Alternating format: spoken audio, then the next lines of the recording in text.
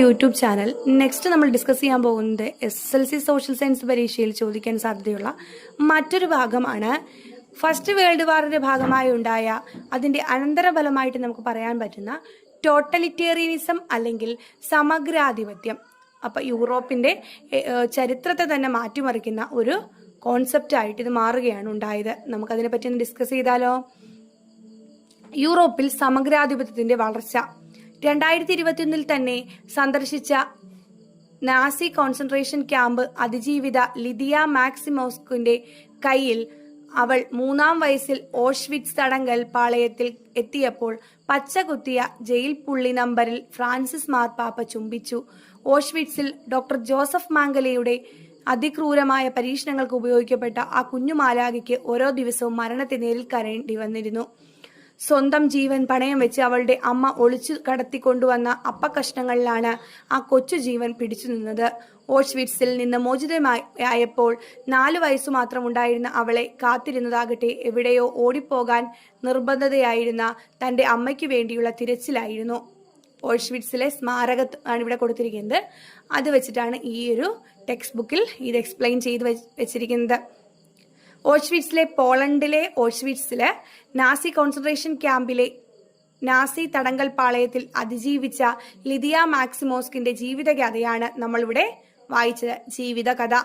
A little girl in Auschwitz എന്ന പുസ്തകത്തിലാണ് അവർ താൻ നേരിട്ട അനുഭവങ്ങളെക്കുറിച്ച് വിവരിക്കുന്നത്.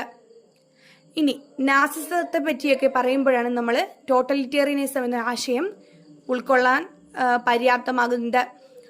1-ാം ലോക യുദ്ധം യൂറോപ്പിൽ സൃഷ്ടിച്ച സാമ്പത്തിക രാഷ്ട്രീയ അനിശ്ചിതത്വത്തിന്റെ ഫലമായി സമഗ്രാധിപത്യം അഥവാ ടോട്ടലിറ്റേറിയനിസം അതിന് ഊന്നൽ നൽകിയ പ്രസ്ഥാനങ്ങൾ ചില രാജ്യങ്ങളിൽ ഉയർന്നു വന്നു.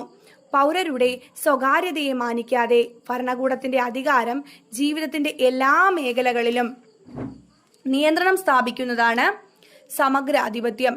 ഈ ആശയ സംഹിത രാഷ്ട്രത്തെ അമിതമായി വാഴ്ത്തുകയും പൗരർ അവകാശങ്ങളില്ലാതെ രാഷ്ട്രത്തിനു വേണ്ടി ജീവിക്കണമെന്ന നിലപാടെടുക്കുകയും ചെയ്യുന്നു.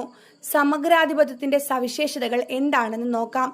ജനാധിപത്യത്തിന്റെ നിരാസം, സോഷ്യലിസത്തോടുള്ള വിയോജിപ്പ്, സ്വേച്ഛാധിപത്യ ഭരണത്തെ പിന്തുണയ്ക്കൽ, തീവ്ര ദേശീയത, രാഷ്ട്രീയ എതിരാളികളെ ഉന്മൂലനം ചെയ്യൽ, യുദ്ധത്തെയും ആക്രമത്തെയും മഹത്വവൽക്കരിക്കൽ എന്നിവയാണ്. ഫാഷിസം. ഫാസസ് എന്ന ലത്തീൻ പദത്തിൽ നിന്നുമാണ് ഫാഷിസം എന്ന പദം രൂപം കൊണ്ടത്.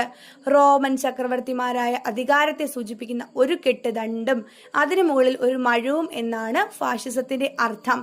അപ്പൊ ടോട്ടലിറ്ററിയനിസം എന്താണ്? ആ എല്ലാ മേഖലകളിലും എന്താണ്? രാഷ്ട്രത്തിന്റെ നിയന്ത്രണം സ്ഥാപിക്കുന്നതാണ് സമഗ്രാധിപത്യം. ഈ ആശയ സംഹിത രാഷ്ട്രത്തെ അമിതമായി വാഴ്ത്തുകയും പൗരർ അവകാശങ്ങളില്ലാതെ രാഷ്ട്രത്തിന് വേണ്ടി ജീവിക്കണമെന്ന നിലപാടെടുക്കുകയും ചെയ്യുന്നു. അപ്പോൾ 1-ാം ലോക യുദ്ധാനന്തരം ഇറ്റലിയിലും ജർമ്മനിയിലും അധികാരത്തിൽ വന്ന സമഗ്രാധിപത്യ പ്രസ്ഥാനങ്ങളാണ് ഇത്. ഇറ്റലിയിൽ